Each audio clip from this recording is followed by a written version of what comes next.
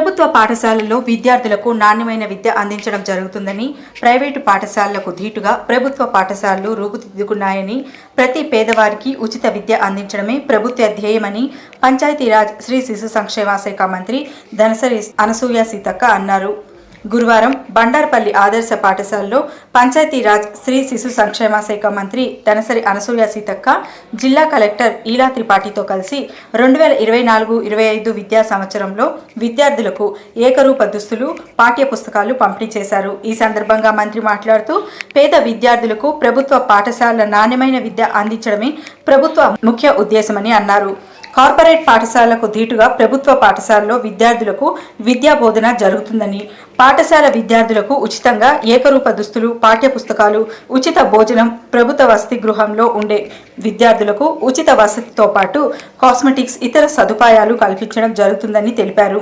తెలంగాణ రాష్ట్ర ప్రభుత్వ విద్యా వైద్య రంగాలకు పెద్దపీట వేసిందని, విద్యతోనే విద్యార్థుల భవిష్యత్తు ముడిపడి ఉందని పేర్కొన్నారు. వివక్షత కానీ అవాయిడ్ చేయడం కానీ విద్య నుంచి మనకి ఎలాంటి రైట్ లేదు. అది రాజ్యాంగము మరి ఇచ్చినటువంటి హక్కు బాలలకు, బాలికలకు. కాబట్టి ఎడ్యుకేషన్ రైట్ కంపల్సరీ మనం ఇంప్లిమెంటేషన్ చేయాలి. అదే కాకుండా ఈసారి మన పంచాయతీరాజ్ శాఖలోనే ఉన్నటువంటి మరి సెర్ఫ్ ద్వారా మహిళా సంఘాలకు దాదాపుగా 30,000 మంది మహిళలకు కుట్టు మిషన్ వర్క్ కూడా వాళ్ళకే ఇవ్వడం జరిగింది. ఈ రోజు మనం పంపిణీ చేసేటువంటి బట్టలని, యూనిఫామ్స్ అన్నీ కూడా మన మహిళలే చేసేవి. ఎందుకంటే ప్రైవేట్ ఏజెన్సీలకు, ప్రైవేట్ కాంట్రాక్టర్లకు ఇచ్చే కంటే మహిళలకు ఇవ్వడం ద్వారా వాళ్ళకు కూడా ఒక ఉపాధి ఉంటుంది. సకాలంలో కూడా మనం పని తీసుకోగలుగుతాం, ఎక్కువ మందికి పని కల్పించిన వాళ్ళం అవుతామని సీఎం రేవంత్ రెడ్డి గారు ఆలోచించి మరి మహిళలకే కుట్టు వర్క్ కూడా ఇవ్వడం జరిగింది. గతంలో మరి ఎవరు కుట్టినా సరే ఒక పేరుకు ఒక జతకు 50 రూపీస్ ఇచ్చేది. కానీ ఈసారి 75 రూపీస్ ఇచ్చి ఆ మహిళలకు కుట్టుకూలి పెంచడం కూడా జరిగింది. కాబట్టి మరి అందరూ కూడా సద్వినియోగం చేసుకోవాలి. బుక్స్ కానీ ఇంకా ఏమైనా ఈ 15 రోజులలో మిగతా కూడా కంప్లీట్ చేస్తాం. అదే కాకుండా స్త్రీ సంక్షేమ శాఖ మంత్రిగా కూడా నేనే ఉన్నా. దాంట్లో కూడా ఈసారి ఒక కీలకమైనటువంటి నిర్ణయం సీఎం రేవంత్ రెడ్డి గారు తీసుకోవడం జరిగింది. మనము అంగన్వాడీ సెంటర్స్ చూస్తే కేవలం ఫీడింగ్ వరకు పిల్లలకు తీసుకొస్తాం, మంచి అంటే ఫీడింగ్ చేస్తాం, తినబెడతాం, ఆటలు పాటలు.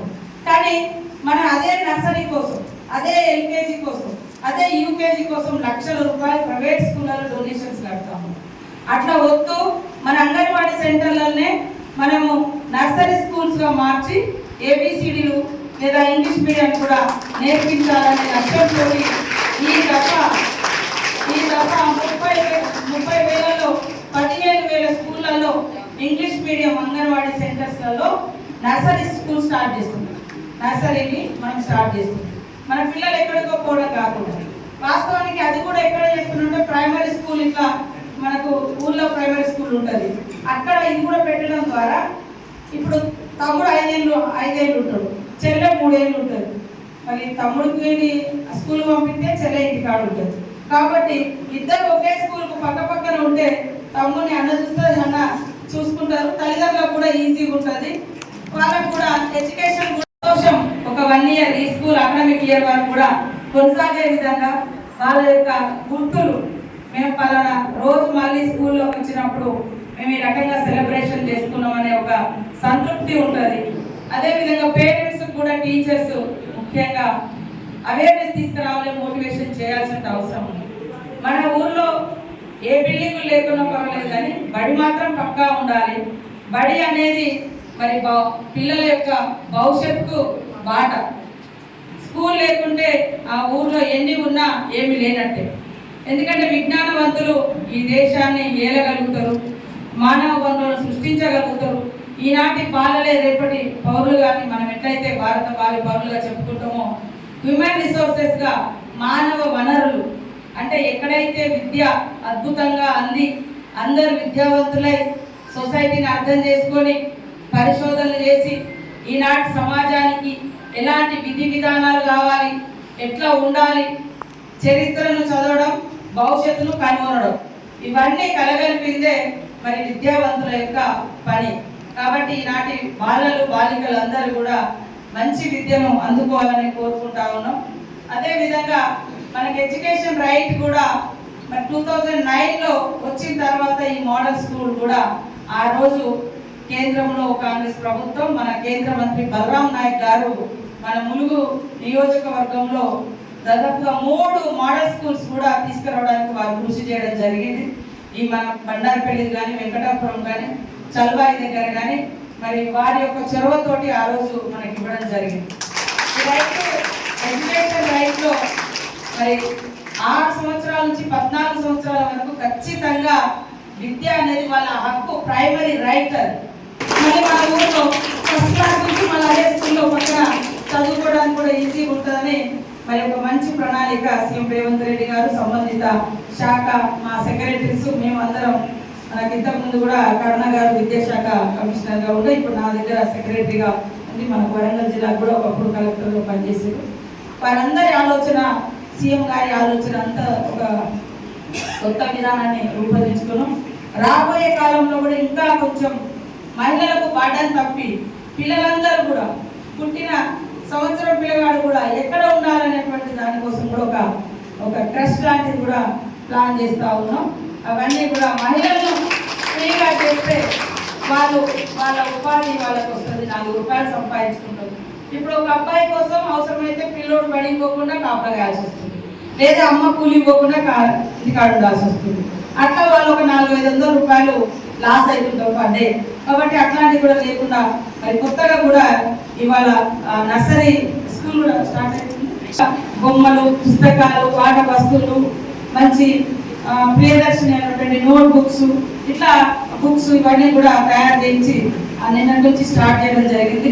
ఈ పథకాన్ని కూడా మరి ఎడ్యుకేషన్ ఆఫీసర్స్, అదేవిధంగా ఉమెన్ అండ్ చైల్డ్ డిపార్ట్మెంట్ వారు అందరూ సక్రమంగా నిర్వహించాలని కోరుతా ఉన్నాం. ముఖ్యంగా టీచర్స్ అందరూ కూడా సరే మీకు కూడా బదిలీలు అవి అన్ని రోజులు ఉండొచ్చు. ఈ పరిసరాలు కూడా పరిశుభ్రంగా ఉంచండి. ఎందుకంటే 2 months దాదాపుగా 2 నెలలు అయింది మనం స్కూల్ వదిలిపెట్టి.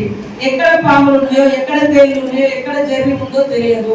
కాబట్టి ఖచ్చితంగా ఫస్ట్ పరిసరాలు పరిశుభ్రత, క్లాస్ రూమ్లలో కూడా నీట్గా ఉంచడం, అవసరమైతే అన్ని ఒకసారి అవసరమైతే కాదు ఖచ్చితంగా కడిగించడం, మరి డెటాయిల్, బ్లీచింగ్ ఏదో ఒకటి వేసి నీట్గా చేసి అలాంటి సందులో కూడా ఖచ్చితంగా 1 డే దానికోసం మీరు కేటాయించుకోండి. చాలా స్కూళ్ళలో మరి భోజనాల కాడ జర్రిపడ్డ అంటే కలుషితమైనటువంటి నీరు తాగి అస్వస్థకు గురవడం ఇట్లాంటివి వస్తున్నాయి. కాబట్టి మన దగ్గర గతంలో కూడా ఒకటి కూడా రాలేదు. మిమ్మల్ని అందరినీ అభినందిస్తా ఉన్నాం.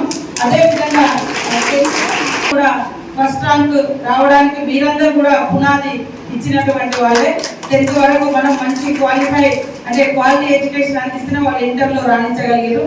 కాబట్టి రాబోయే కాలంలో 10thలో కానీ ఇంటర్లో కానీ ఏదైనా కూడా ములుగు అంటే ఎన్నుకోబడ్డదనే కాకుండా ముందంజలో ఉన్నది అనేటువంటి విధంగా ఎడ్యుకేషన్లో కూడా మన పిల్లల్ని రాణించే విధంగా మరి ఉపాధ్యాయులందరూ ఇవాళ ప్రపంచానికి అత్యంత ఆదర్శవంతమైనటువంటి రాజ్యాంగాన్ని ఇచ్చింది.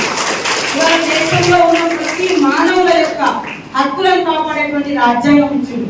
Not only SC ST reservation అంటే ఆ రాజ్యాంగం అంటే SC ST వాళ్ళకే కాదు, మనుషులు అనుకునేటువంటి వాళ్ళందరికీ కూడా భారతీయుడిగా నీకు ఎలాంటి హక్కులు ఉన్నాయి అని బోధించిన అంటే అట్లాంటి హక్కులు కల్పించినటువంటి మహనీయుడు మరి ఐకాన్ ఆఫ్ నాలెడ్జ్ కి ఐకాన్ అంటే అంబేద్కర్ గారు అనేటువంటి గొప్ప మేధావి ఎక్కడి నుంచి వచ్చిందంటే గవర్నమెంట్ స్కూళ్ళల్లో కూడా ప్రవేశం లేక గవర్నమెంట్ స్కూళ్ళల్లో టీచింగ్ నడుస్తుంటే బయట నుండి విని నేర్చుకొని కసితోటి చదివి ఇవాళ మన అందరికి ఆదర్శం.